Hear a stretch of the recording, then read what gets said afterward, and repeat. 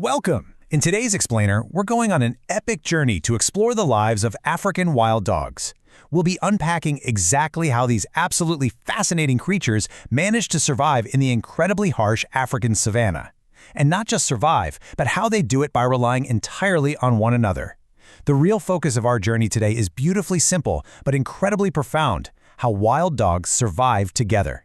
It's a story of teamwork, sheer endurance, and deep, deep emotional bonds. Okay, let's dive right into this because, the stakes here literally could not be higher. How exactly do you survive this environment? First, we have to recognize the sheer brutality of the African savanna. It is an entirely unforgiving landscape that demands absolute perfection from its inhabitants just to see another day. You don't survive out here by accident. Every single action is a calculated risk, and for a predator that isn't the biggest or the strongest, the margin for error is absolutely zero.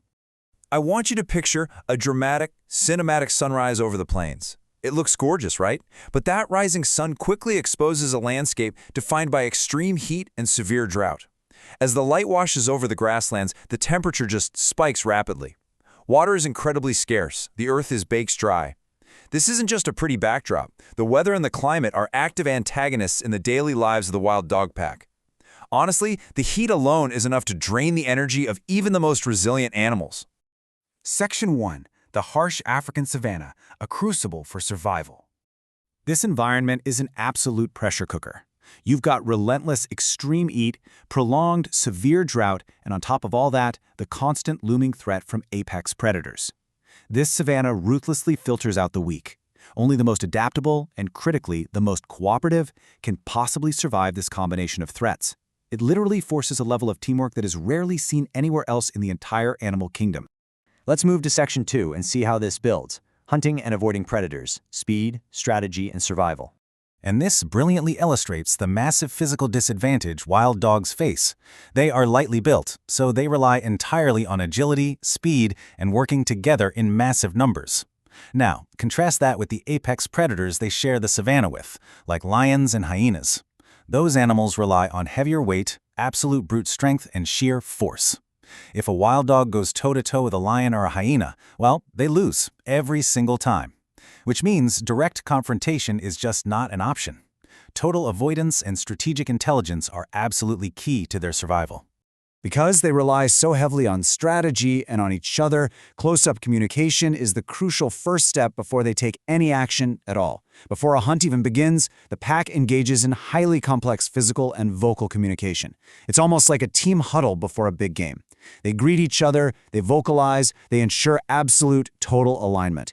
Every single member of the pack needs to be on the exact same page before they expend any precious energy in that extreme heat.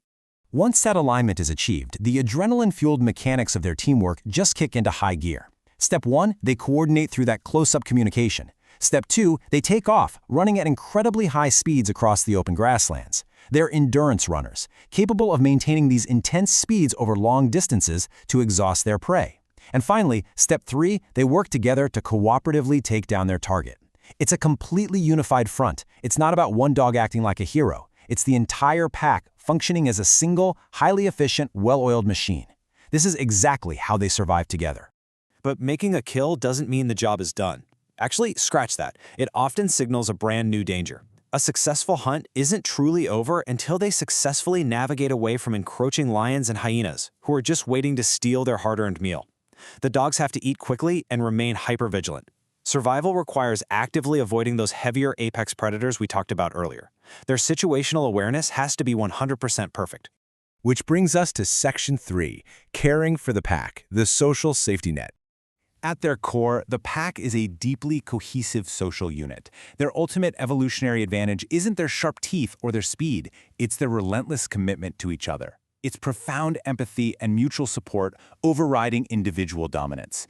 In a landscape that literally wants to kill them every single day, their greatest weapon is community. Now, what's really interesting about this is how this mutual support actually plays out in reality, because it is exceptionally rare in the wild. We see them fiercely protecting their vulnerable pups, keeping them safe in dens while the adults go out to hunt. But even more amazingly, they actively tend to and feed injured pack members.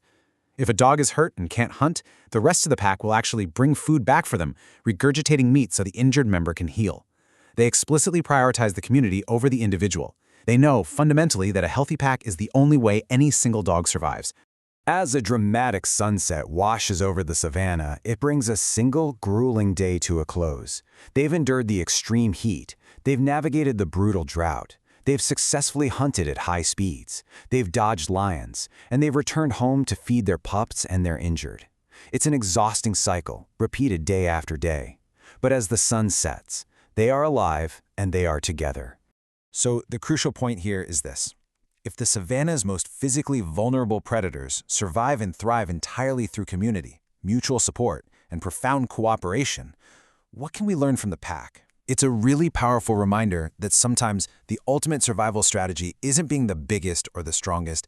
It's having a community that absolutely refuses to let you fall. Thank you so much for joining me for this explainer, and I'll catch you next time.